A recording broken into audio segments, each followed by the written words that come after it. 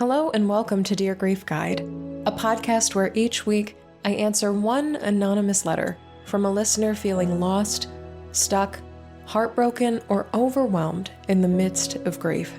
My name is Shelby Forsythia.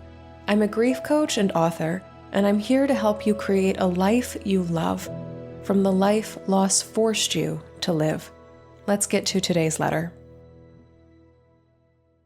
Dear Grief Guide, this podcast and the tender care it brings has been one of the few silver linings in my life since going into remission from cancer. I don't think people realize that not every cancer survivor has the stability and security to hold them up through the upheaval of a diagnosis and treatment. I'm dealing with survivor's guilt, and it's so hard to express what I'm going through because, well, I don't want anyone to think I'm ungrateful. But the truth is that the battles didn't end when my treatment did. In many ways, they just changed form. I've been trying to pick up the pieces of a life shaken by so many losses I hardly recognize it. Cancer left me with injuries from the lack of return to work support, a breakup, physical and emotional scars that others can't see, and now the grief of moving just to find a place where I can rest.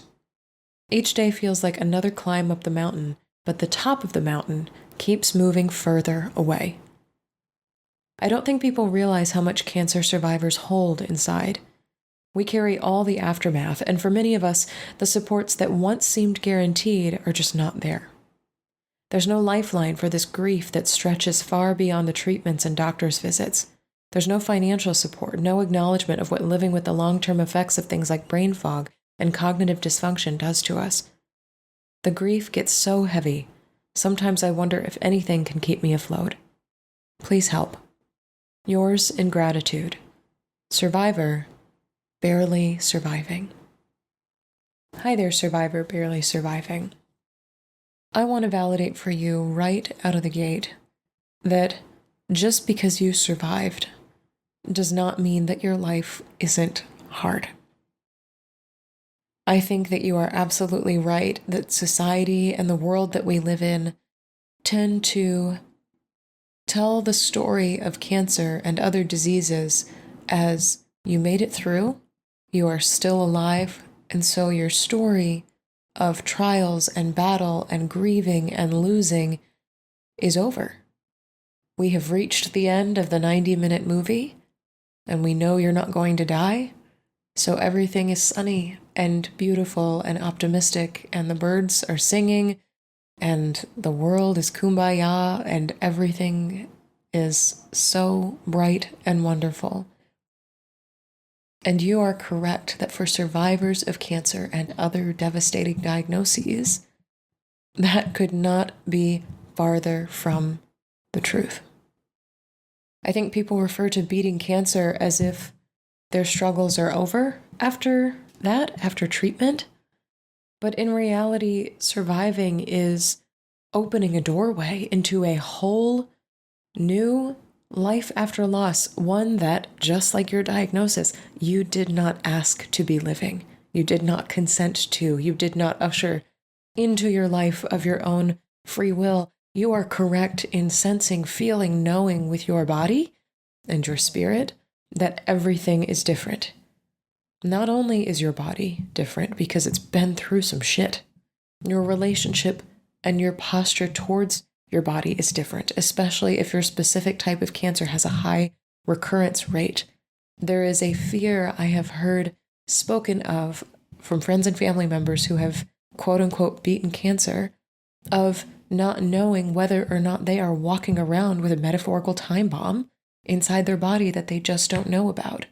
The uncertainty of not knowing if or when you will be thrust into this whole process again. The relief that comes with, as one of my very dear friends says, being boring to her doctors of not seeing cancer for 5 years in a row, and what a gift that is.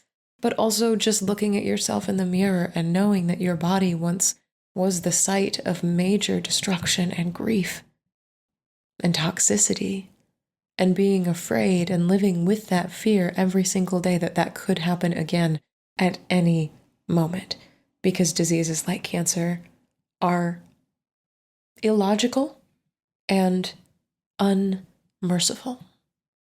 beyond your body. It makes sense that you see the world and other people differently. They look at you as someone who has survived, as somebody who has made it through, as somebody who beat the odds, and whatever other cliche phrases you want to throw in there. You see them as people who do not understand what it is to be you. And there is a massive, I picture like a canyon sort of opening up between you, a massive disconnect in relating to the world after surviving something like this. And to your point, you approach other things differently too. You see work differently because you work differently. You see money differently because you interact with money differently. You live life differently because your life has been changed by this loss. I know that you're struggling financially and that it feels like there is no place for you. I don't know if you've already searched Google, combed the internet, or if you've just reached out to me. Either one is fine. But I did want to let you know that of the searching that I've done, something that I was able to find that is a free resource for people who have survived cancer, so people specifically in your shoes, is something called the Cancer Support Community, or CSC. They have free, professionally led support groups in almost 200 locations around the world, plus online, for people dealing with the long-term impacts of cancer. Yes, you made it through the disease. Yes, you made it through the treatment. Yes, you made it through the seemingly non-stop doctor's visits and lab tests and needles and potentially surgeries and reconstruction, anything else pertaining to your loss. But what does it look like to live life in the after? That is what they have built community around and are focused on supporting people through. So even more than any expertise or wisdom that I can offer, I hope you'll check out CSC or any resources that they can recommend that are similar.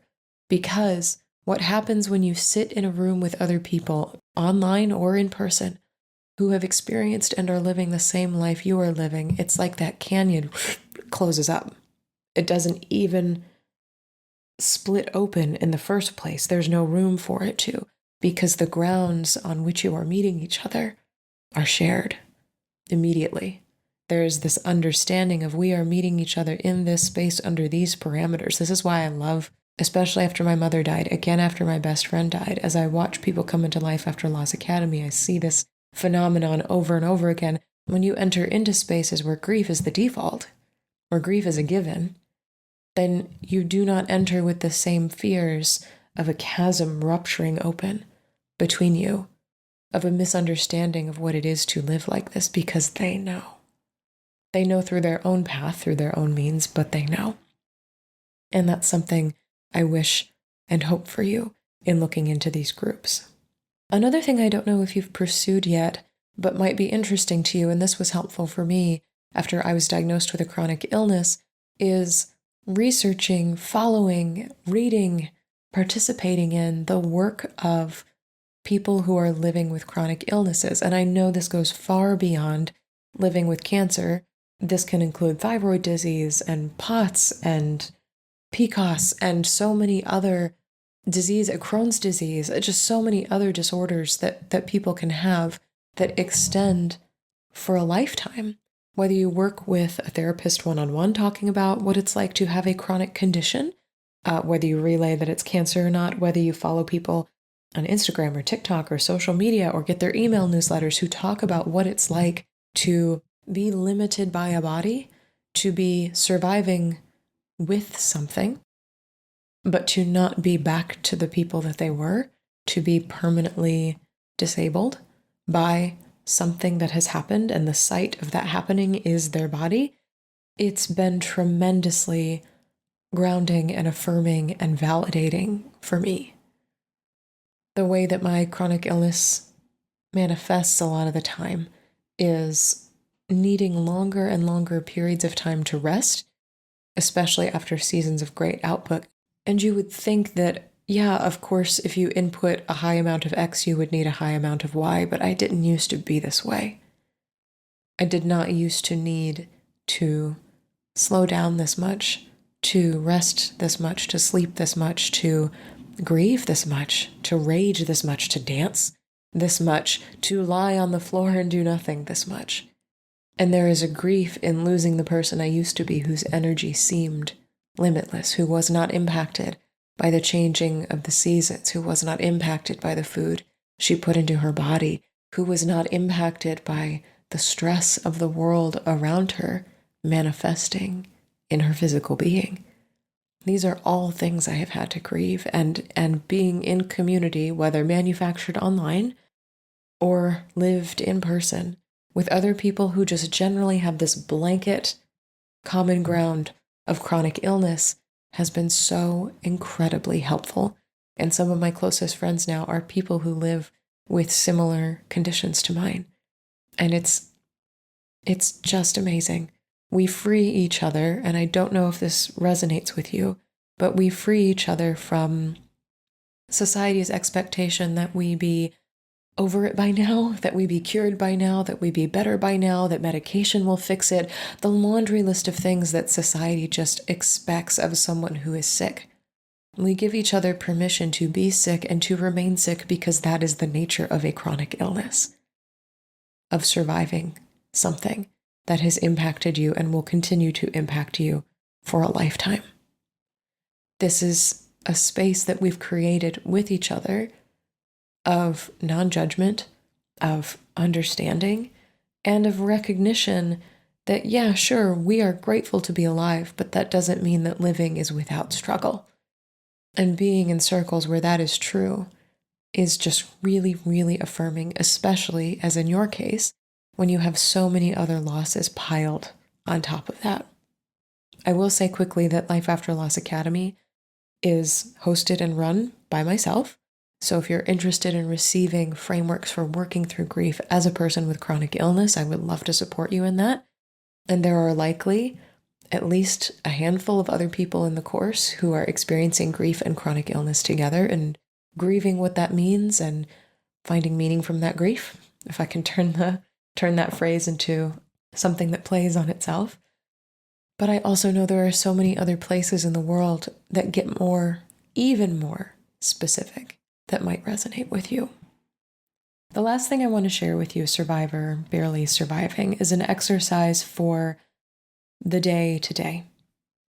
An exercise for when you just need something small to get you through to the next minute or the next hour or the next week.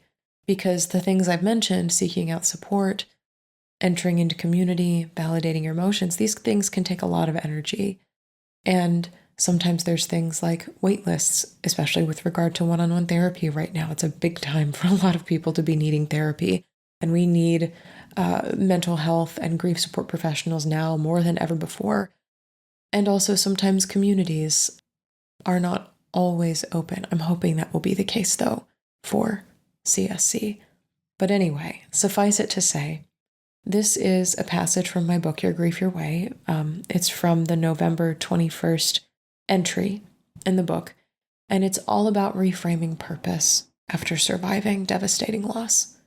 Here we go. Make a list of people, places, pets, things, experiences, dreams, and opportunities to live for. Individually, each item on your list may not fill you with purpose, but together they create a life worth living. Instead of asking, what gets me up in the morning? Because in grief, the answer may be nothing. Ask, what is worth staying up for? We are not looking for motivation to stand up with this exercise. We're looking for what compels you to remain standing. And Survivor, this was based on my experience in corporate America, where so often the pressure or the question is, what is so exciting to you? What is so energizing to you and so meaningful for you that you just jump out of bed in the morning and want to get started working on it or creating it or making it or sharing it with other people? And in grief sometimes, especially when you have survived something hard and life is still hard on the other side of it, the answer to that question is nothing or not much, very little. And yet, we know, because we are still here, that the nature of life, especially after loss, is to keep going, to wake up in the morning, to stand up, to put our slippers on, to brush our teeth, put on our clothes, and have a day. whatever that day holds, but something that you can use as a reframe for big, huge, meaningful things like purpose and life's vision and these huge things that society might thrust on you or you may feel a pressure to fulfill. It's like, let's set that down and instead ask, all right, I'm out of bed because I had to be for whatever purpose. What's going to keep me from getting back in? And sometimes it's as small as needing to feed or walk a pet. Sometimes it's going outside and smelling a flower, touching grass, as the kids say now. As if I'm not also one of those kids. Maybe it's a weekly coffee date with a friend. Maybe it's joining one of these communities that's worth staying out of bed for. Maybe it's selfishly that there are more episodes of this podcast you have to listen to at some point.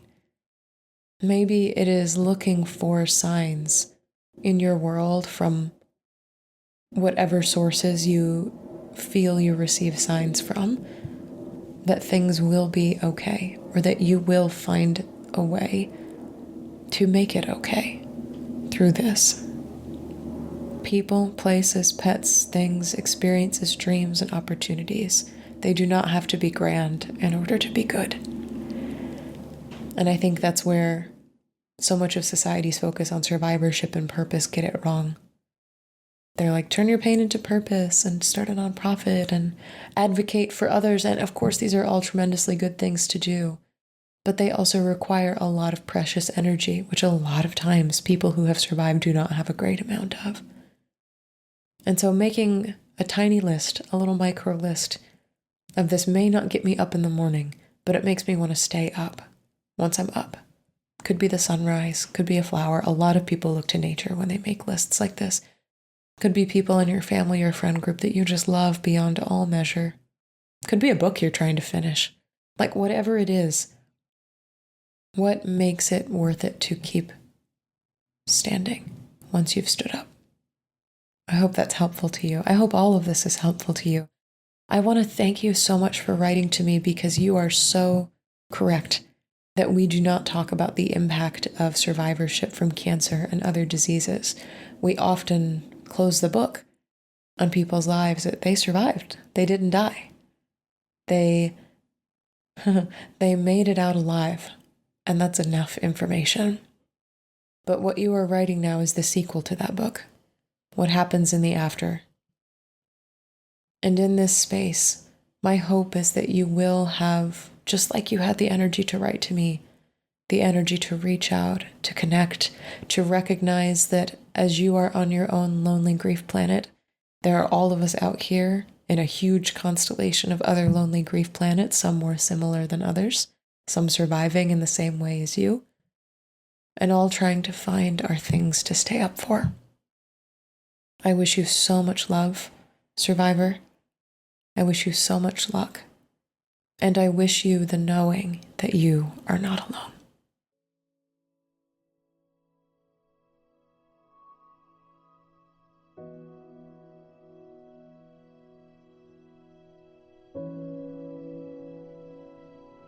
That's all for this episode of Dear Grief Guide.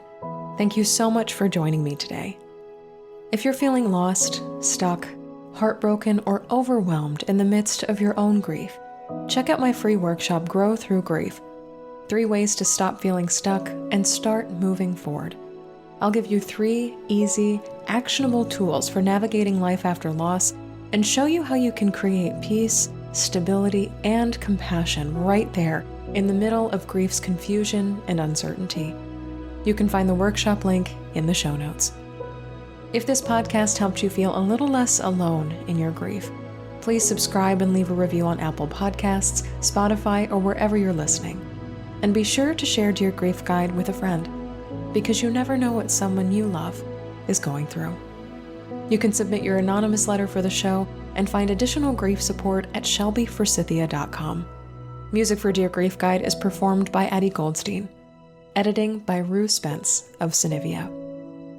Until next time, I see you. I am so proud of you and the work that you're doing in the world. And I love you.